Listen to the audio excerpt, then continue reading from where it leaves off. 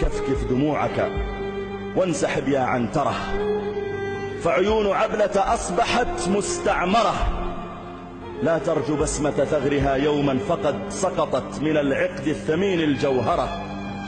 قبل سيوف الغاصبين ليصفحوا، واخفض جناح الخزي وارجو المعذرة، ولتبتلع أبيات فخرك صامتا، فالشعر في عصر القنابل ثرثرة، والسيف في وجه البنادق عاجز، فقد الهوية والقوى والسيطرة.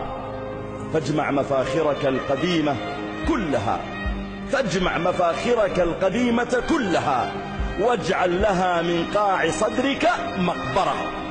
وابعث لعبلة في العراق تأسفا، وابعث لها في القدس قبل الغرغرة. اكتب لها ما كنت تكتبه لها تحت الظلال، وفي الليالي المقبرة، وفي الليالي المقمرة. يا دار عبلة بالعراق تكلمي، هل أصبحت جنات بابل مقفرة؟